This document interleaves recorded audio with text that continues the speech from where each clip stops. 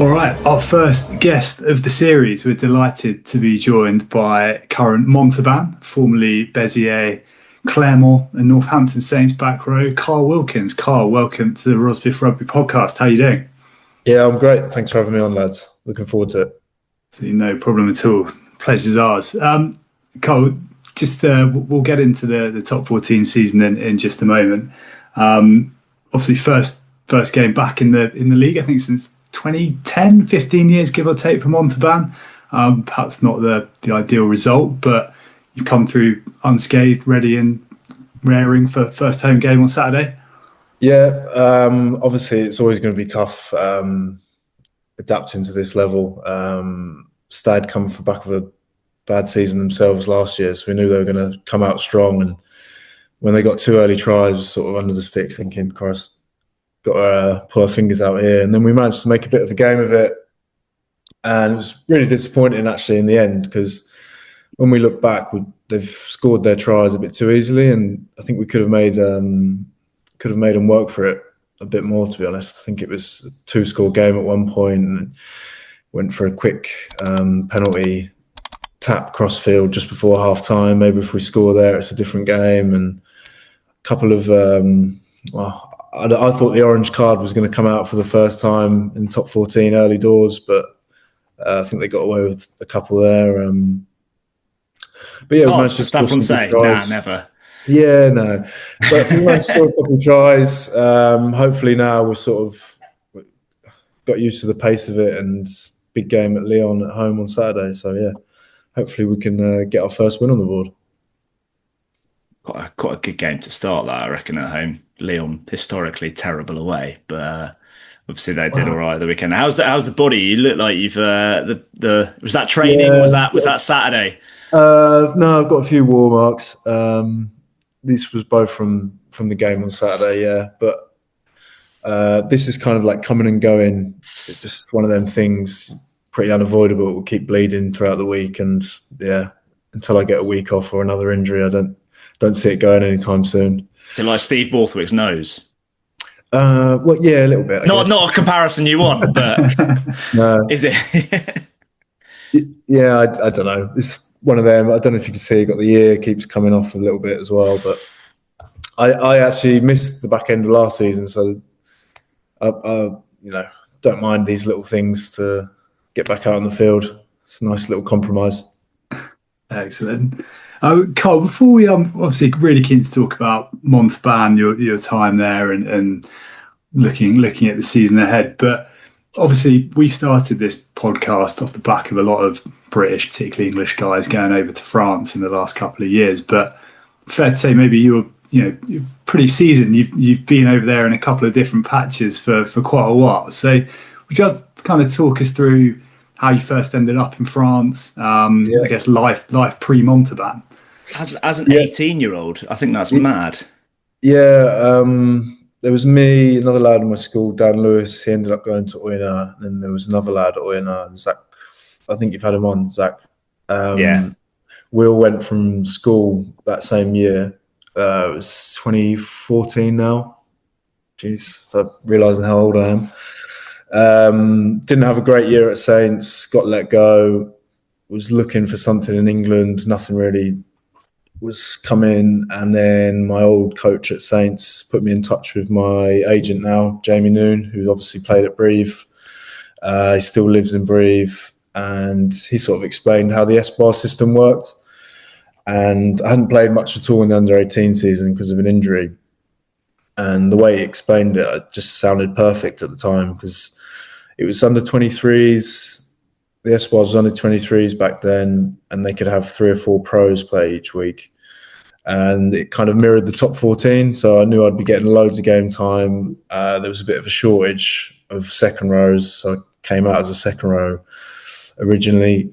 And yeah, I came out, visited Brive and Clermont, and like 18-year-old got shown around Clermont and just bamboozled a bit and signed the 3-year contract quicker than my mum would have liked, I think. And yeah, it only sunk in when I flew out for pre-season. I was like, well, this is going to be tough. Didn't know a lick of French. did a bit of German in school, and I was useless at that. So the first year was quite tough. But yeah, I really enjoyed it because I was playing a lot. They sent me to like a language school, so I'd do my gym in the morning, go off to school, do loads of French, and then we'd train in the evenings.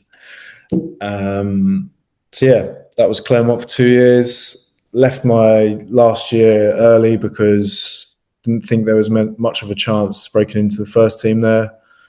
Went down to Béziers.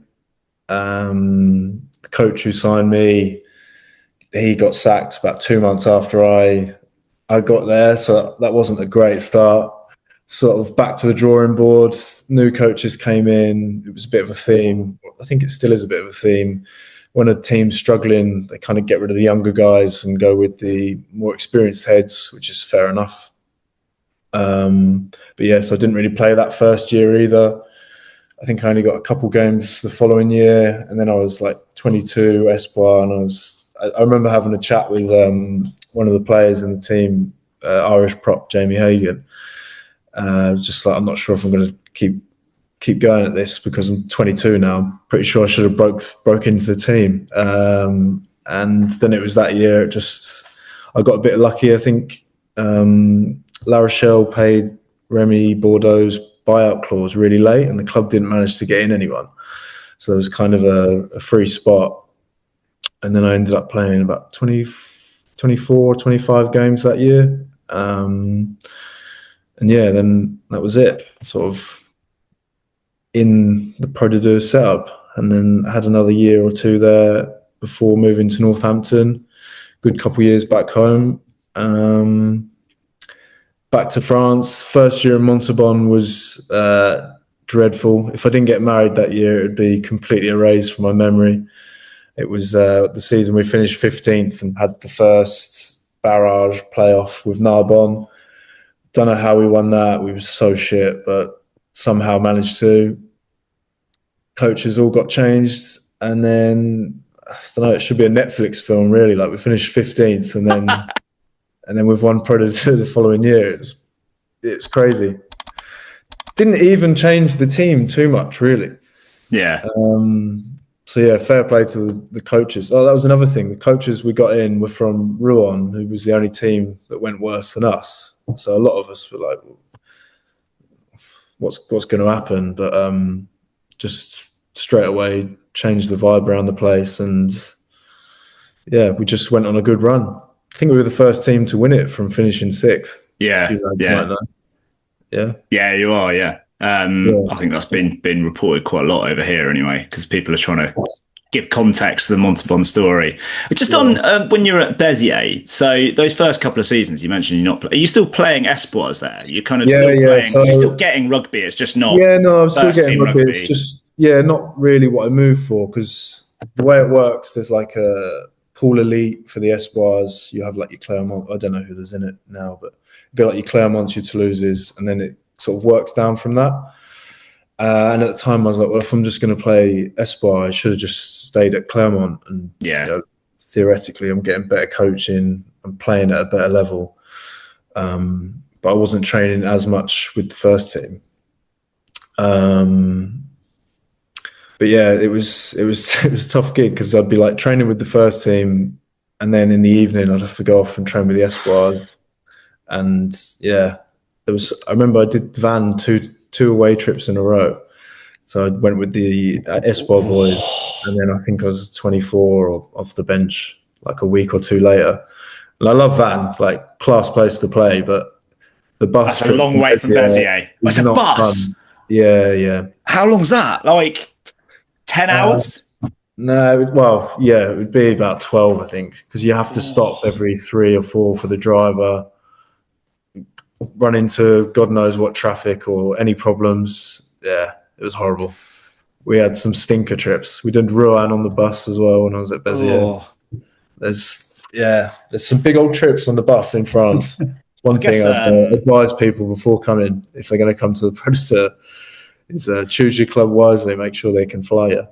I guess when you were at Béziers, they weren't, and I'm not saying that they are now, but they were particularly strapped for cash, weren't they? Like, they were there wasn't a lot of money knocking around, and it was like, were you there for the kind of, weren't they like taken over by the local mayoralty or whatever? Well, when I first got there was some cash going around, and then it really dipped, and then there was the whole Dominici leading the group, the Emirates group, and it was when we got back it was around COVID time, wasn't it?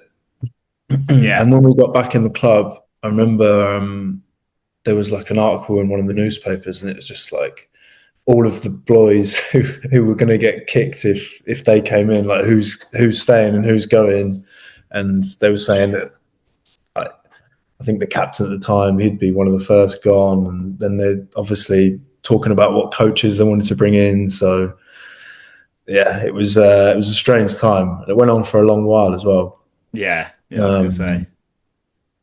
Yeah, I think some of the boys, even some of the big names they were linked with, were in Béziers to do their medical at the time. I know Rocco, who I played with at Montauban, he said he was flying out for one. So there must have been some legs to it, but I wouldn't know how close it was. All I know is it didn't go through because they couldn't provide the proof of funds or something. Yeah. But it was mad. I remember he was in the... have you been to the Béziers Stadium? I've been to Béziers. Rich hasn't, like as you cool walk stadium, in, really cool stadium. It's so cool. As you walk in, there's like the car park, basically.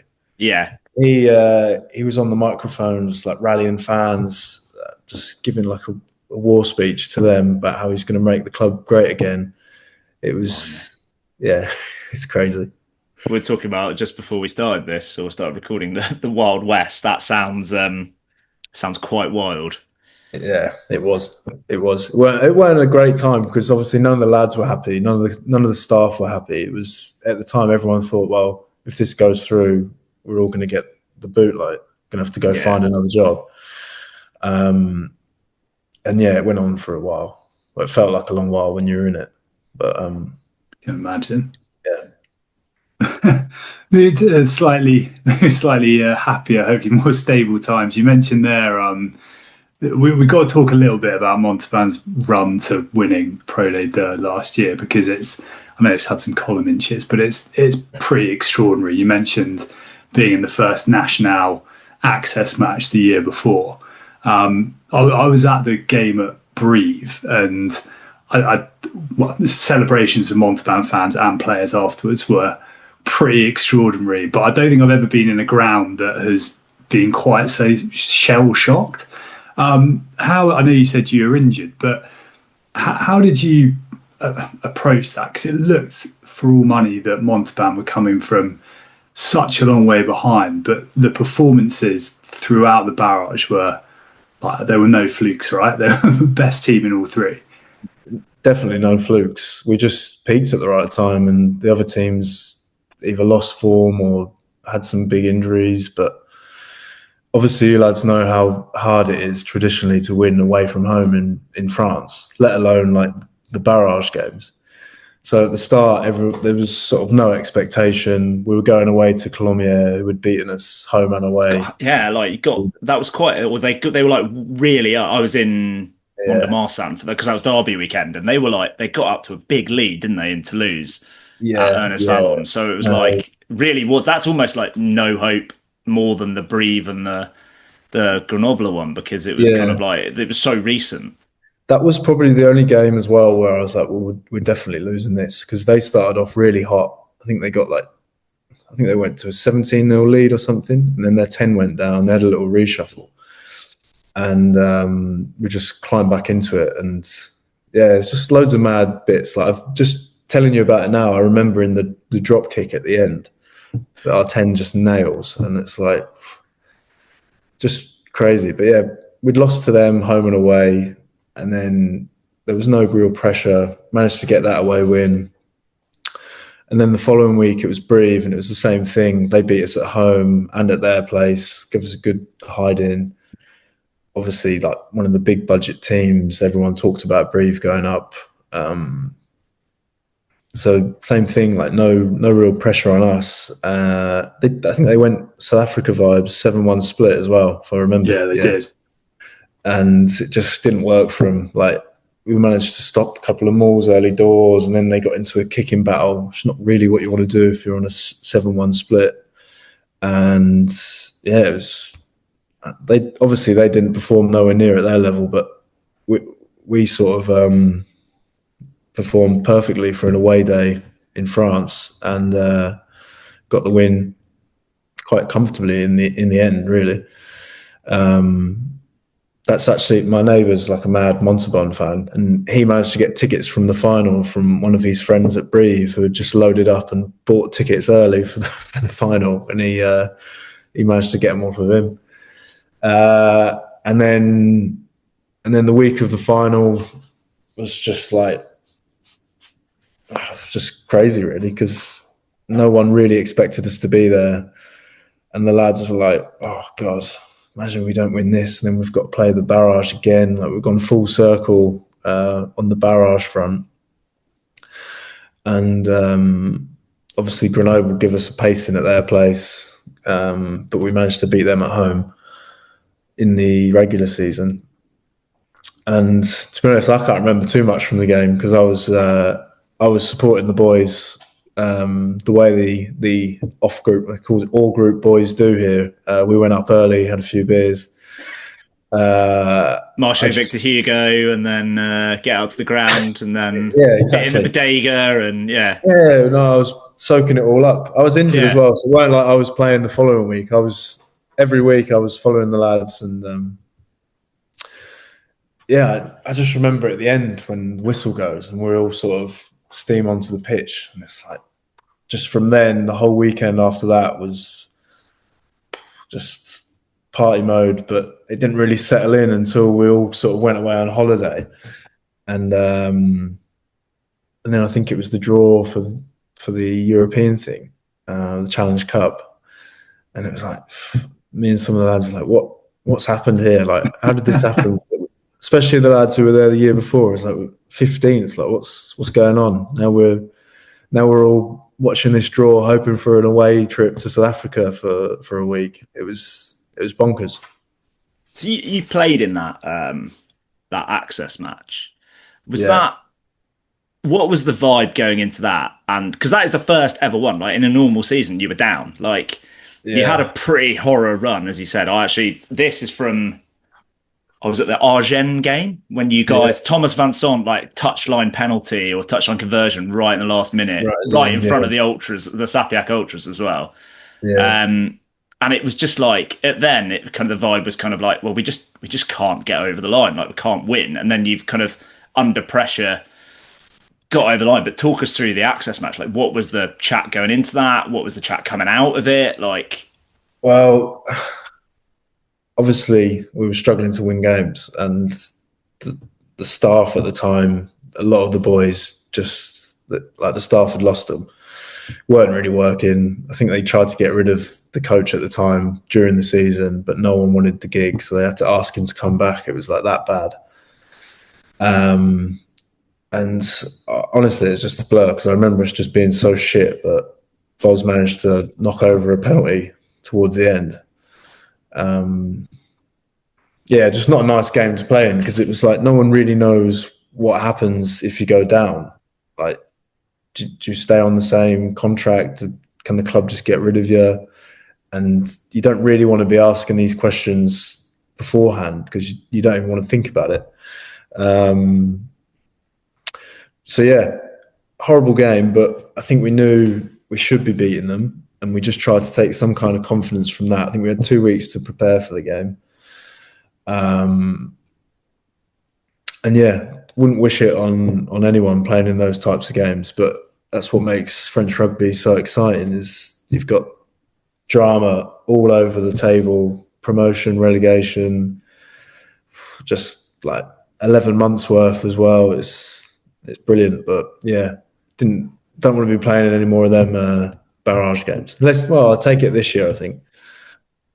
You mentioned earlier that the coaching team came in from Rouen, and Rouen actually pushed you pretty close. They came from absolutely nowhere when Sebastian Tillesbourg came in. But you mentioned that he came in and people were a little bit skeptical about him. What changed when he because like you started the season brilliantly. Like, Yeah. I think you were top of league at like fairly early on in the season. What Yeah. was the big changes, or the other than amazing facial hair? What did he bring to the group? Just on that as well, I don't know if you remember, the Rouen kicker missed on the final day. And if he'd have knocked that over, we'd have gone straight down.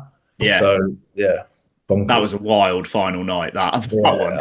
it's horrible because I came off and I was on the bench and like we weren't even watching our game. We were like, well, we've fucking lost this, so let's just see what they're doing. And then when he got the penalty, like all the lads just like fucking like this, can't even look.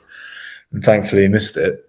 But yeah, I don't know when they came in, they just sort of just changed the whole week. It was refreshing. We did a lot more rugby in pre-season, just flicked the ball around a lot. It just put a lot of confidence into boys who'd been struggling at that club, because that was my first year at Montauban, but they'd been struggling for probably 3 or 4 years. I know they sort of saved themselves last day of the season against Carcassonne the year before I got there, and they'd been down the bottom end of the table for a while. And yeah, he brought in a couple of his lads from Rouen, and like they knew his sort of shape and what he wanted to run. But yeah, he just sort of changed the whole training week and just gave a load of confidence and freshness into us. Like the old lad who used to get us in like so early, probably not early, obviously, like we're rugby players, so but we'd be in at like 7:30 and you'd finish at like 5. But just to do 2 sessions of rugby and loads of video and a bit of gym, it's not really it's not optimal. So, and that gets worse and worse the more games you lose. You just start hate going to the place, and a lot of crisis meetings and getting shouted at sort of weighs you down. And I think it was coming out in the performances that we were having that season towards the end, especially. And yeah, he just made loads of little changes. So the day was a lot shorter. We used to go to a hotel on the day of a home game. You'd have to go at like 9 a.m. and meet, and then just sit in a hotel room all day. And I don't know, it was just a bit more. You could have a bit more of a relationship with them. We were like, don't really think we want to be doing this. But if you'd have said that to the old bloke, he'd have been like, no, this is what we have to do. We have to do it. And it was a bit more. He was a bit more rigid and stuck in his ways, but Seb was a bit more open to what we had to say. And yeah, we started off the season really well, had a bit of a dip, and then obviously we peaked at the right time. So yeah, definitely. What's the kind of said? Has anything changed ahead of this season? Then was pre-season similar, and very similar. The week changed at all, or is it? Well, the week's changed a little bit because obviously we're going to be playing a different day, on Saturdays, yeah. But he's tried to keep it as similar as possible to last year. So we do like all of our training sort of the start of the week, and then tailor right off towards the back end. So we'll do like Monday, Tuesday, Wednesday, Thursday off, Friday team run, and then travel if we have to travel. And yeah, it works quite well because the team runs are pretty chilled as well. So you have like 2 days to get proper freshened up and ready to go. Don't think we're doing the hotel thing this year, but for home games, that is. I think he'll just trust that we can make our own poulet pat at home just a bit earlier on in the morning, and not have to meet up 5 hours before kickoff. But we're a 2:30 kickoff this week, so I'm not sure. We get the team tomorrow, and then I guess they'll let us know what the plan is for the actual match day. But no, not too much changed really. Just a lot more emphasis on everything's going to be quicker. So move, bouge. Not too much. Like our attack stays pretty much the same. Tried to bring in one little shape change, but because we haven't changed much of the team, it's been pretty easy to do that. We only signed like 3 or 4 guys. So, and on that team, I guess a couple of guys we've mentioned quite a bit on the podcast. One you spoke about briefly a moment ago, Jerome Bosviel, who sort of vaulted into this sort of slightly cult hero status. It seems his exploits at the end of last year. I think it was his 300th professional game last week. Did I 300 see? on the weekend. Yeah. Yeah. Yeah. How's I think he came off the bench on Saturday, but I think perhaps because of his kicking, and Rob and I were discussing this a bit earlier today. The sort of impression maybe from afar is that it's potentially quite a limited structured game plan, but actually what we saw a lot of last year was a lot of ball in hand, some absolutely phenomenal tries, some gas blokes out wide. You've said that shape hasn't changed too much. Is that still the intention for the top 14? Yeah. I mean, I guess you've seen our game on the weekend. Like some of the tries we scored were class. Like that first one off the scrum was beautiful, and a couple in the second half. Well, there was two that were basically the same. Like sucked him into the maul, and then the backs just flicked it around. Boz is a bit of a maverick. He loves his kicking, so sometimes it would just be a bit unpredictable chip and chase to himself, or like a crossfield kick. Like that's what he did at the back end of the first half. Hit the post, didn't he? Yeah. But then, to be fair, I guess like if he doesn't hit the post, there's acres of space for the two lads that are out there, and it's worked for him enough times. So you don't really, I suppose, you don't want to put him in his box too much to play like that. He'd be our 10 this week because the other one got the head knock. So unless I'm having a position change this week, but don't think that's very likely. Yeah, because we've been a little bit critical of well, not critical, but Van were very limited last year in there, and they're very pragmatic. So you guys. Are you guys kind of looking to chuck it around? Is that still the kind of that's attack is the best form of defence? Or no, we got a bit of a grilling yesterday. Like obviously we can't let in that many points. Like most of the time when a team goes up, they're sort of known for being tough defensively, or at least tough to beat, trying to keep teams out. Like likelihood is we're not going to outscore Toulouse's and Toulon's and etc. So we need to sort our defence out ASAP. But like I say, hopefully it's just the one game, sort of adapting to the speed and whatnot. And hopefully Saturday we can put that right. But yeah, we can't concede 47 points and hope to score 48 every week. So we're allowed to play if it's on, but he won't be too happy if we're letting in nearly 50 points every week. So yeah. On your sort of position, you're right. Something again from afar we talk about quite a lot is I guess the role of a back row, a 6-7 in France, and how perhaps it's slightly different to over here in England. Have you felt that? I guess it's sort of, you've been there so long for so many seasons in France, perhaps it's not the case anymore, but or is your role just hammer blokes? No, mine, I'm sort of used to it. So you see like Courts is playing 7 all the time at Breathe, but that's a 6 back in England. It's just kind of a switch really, but I've been used to it since I've been here. That's how it's been. As to my role, I've played 6, 7 and 8 now here. I've played 4 here as well. So just a bit of a feel the plug kind of thing. I don't know. Wherever he needs me, I'll do it. If I have another good off season, maybe I'll be able to transition to 5. So nice heavy tight headlock as well to tick off the box. Life goals. Yeah, 4, 5, 6, 7, 8, and I've completed it then. Yeah. I guess just with the top 14 then, like, because obviously, so we have just been able to have some full coverage for free in the UK, but top 14 fans won't have seen that much of Montauban. Who are the guys who are like the kind of unheard of? There's a lot of guys in the spotlight like Bosviel or Joshua VC, partly because of the hair, partly because he's unbelievably flair. But like, who are the guys in the squad that you think are like the best players that deserve a shout out and people should have a look for? Well, I'd lean towards forwards. We've got a lad called Thomas Lozano who's got like loads of caps with Argentina, and he's had the worst luck with his knee injuries. But he is like unreal.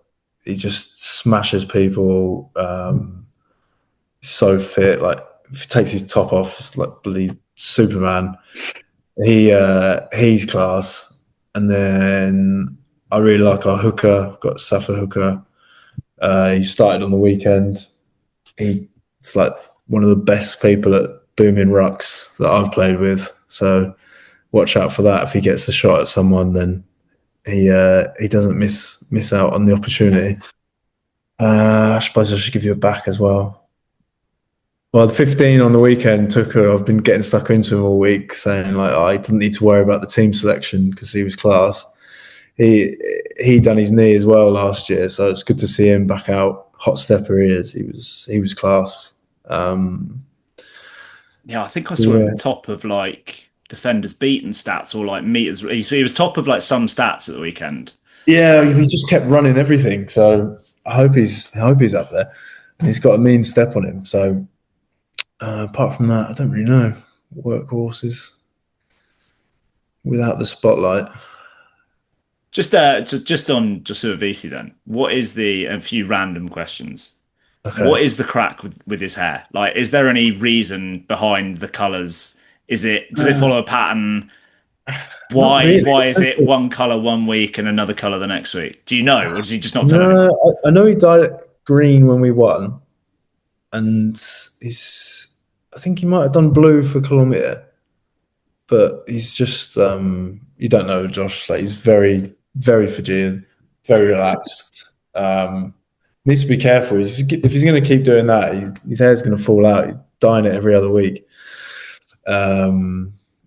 It's funny actually, and the physios were getting stuck into him today because he like had a little ankle sprain. They said, "You've got to wear your trainers." And he said, "Look at my feet. I can't wear my trainers. It's uncomfortable." He's got like size 15 feet. He's got blisters everywhere. He just walks around barefoot. But obviously, they want him to have a bit of ankle support, and he's like, "No, can't do it." Very like could drop and sleep anywhere. Yeah, just very typical Fijian. And have you, talking of hair, have you stepped into Tyrone Viga's salon yet? Yeah, well, I played with him at Bezier as well. So okay. I was one of his test dummies back in the day. Probably why he's ruined my hairline a bit. He does all the boys now. Nice. But I had him. I've got a few. I don't know.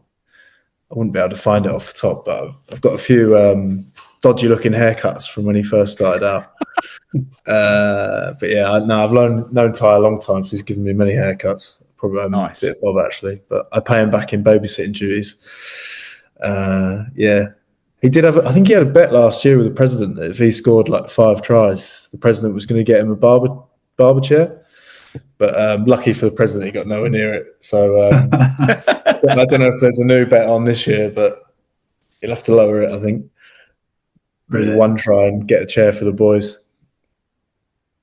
Amazing, Carl. We're pretty much at time, but we're actually coming out in 3 weeks. Is it, Rob? 2 weeks? Yeah, something like that. Hopefully for the Montpellier game. Always like to ask guests any local recommendations. Rob, you had a fleeting visit, didn't you, a couple of seasons ago? But yeah, anywhere we should be eating, drinking, generally making nuisances of ourselves. Coffee, beer, wine, whatever. Well, have you been to Montauban before? I have, yeah. O Temple Bar, that was very busy. Yeah, so you've done the square. There's a nice coffee sort of brunch place called Cafe Brisson off the square. But all the only real nightclubs, Lakai, but don't really go there. Really nice restaurant. I think I went there. It was quite fun. No, yeah, it's good fun. Really nice restaurant, about 10 minutes out the way. Share Ernest. Sort of sit outside, big open barbecue, have whatever you like. Yeah, beautiful. Recommend that. I think I'm going on Saturday, so I'll let you know if it's still up to standard. Not been for a while. Perfect. Amazing. All right. Oh, thank you so much, mate. Best of luck. First home game this weekend in the new top 14 season, and obviously best of luck for the rest of the year. I feel like Montauban going to be everyone's second favourite team this year, so wish you the best of luck. we'll have to lean into that. Absolutely. And I'll meet you lads for a beer then if you're coming for a Montpellier or a Powerade or protein shake. Perfect. Yeah. Nice one. See you there. Cheers, Carl. Cheers, Take Carl. it easy. Thanks, Cheers, lads. Bye-bye.